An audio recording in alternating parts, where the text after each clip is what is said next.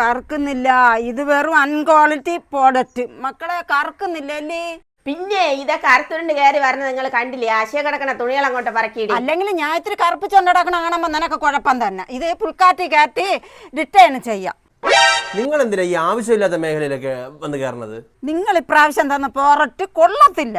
ആര് പറഞ്ഞു? പിന്നെ ഞാനല്ലേ വാങ്ങിച്ചത്, എനിക്കറിഞ്ഞൂടി. അയ്യോ, നിങ്ങൾ എന്ത് കംപ്ലൈന്റ് ആണെന്ന് പറയൂ. അത് പെയിന്റ് പോയതാണോ, അത് പിന്നെ ലോ ക്വാളിറ്റി പ്രോഡക്റ്റ് ആണോ, എവിടെയെങ്കിലും പൊട്ടി തകർന്നിരിക്കുകയാണോ, എന്താണത്? സാധനം ക്വാളിറ്റി ഇല്ല. അങ്ങനെ വരാൻ വഴിയില്ലല്ലോ. താ അങ്ങോട്ട് പറയണത് കേട്ടാ മതി, ഇല്ലെങ്കിൽ ഞാൻ ഇൻസ്റ്റാൾ ചെയ്യും. എന്നാ പ്രോഡക്റ്റിന്റെ 2 ഫോട്ടോ, പിന്നെ നിങ്ങളാണോ എന്ന് അറിയിക്കാൻ വേണ്ടി പഞ്ചായത്തിൽ നിന്ന് അറ്റസ്റ്റ് ചെയ്ത ഒരു പേപ്പർ. ദൈവമേ, സാധനം ബുക്ക് ചെയ്യുമ്പോ ഇത്രയും ചോദ്യം ഇല്ലായിരുന്നല്ല. പൈസ എങ്ങനെ വേണം? പൂഴനായിട്ടൊന്നൊരു ഡൈ വാങ്ങിച്ചോണ്ട് വന്നാലും മതി. പിന്നെ നിങ്ങൾക്ക് കരിയും വാങ്ങിച്ചോണ്ടിരാ, ഞാൻ നിങ്ങളുടെ വീട്ടിലെ കുശനിക്കാരനല്ലേ. നിങ്ങൾക്ക് എങ്ങനെ പൈസ വേണോന്ന് അക്കൗണ്ടിൽ കൂടെ തരണോ, അതോ നമ്മുടെ ആപ്പിൽ തന്നെ ഇട്ടിരുന്നാൽ മതി എന്ന് വേറെ എന്തെങ്കിലും സാധനം നിങ്ങൾക്ക് പർച്ചേസ് ചെയ്യാലോ? അയ്യോ വേണ്ട, പൈസ അക്കൗണ്ടിൽ ഇട്ടാൽ മതി. എന്നാൽ കുറച്ച് സമയം എടുക്കും. ഇതിന്റെ പ്രോസസ്സിംഗ് നടക്കണം, വീട്ടിലൊന്ന് സാധനം കളക്ട് ചെയ്യണം, എന്നിട്ട് പൈസ ഇട്ടേ ഉള്ളൂ. സാധനം ബുക്ക് ചെയ്യുമ്പോഴുള്ള മുഖഭാവം അല്ല യവന്മാരോട് പൈസ തിരിച്ചു ചോദിക്കുമ്പോ. യവന്മാര് പൈസ കൈ നീട്ടി വാങ്ങിച്ചാൽ തിരിച്ചു തരണ സ്വഭാവം അല്ലെന്നാണ് തോന്നുന്നത്.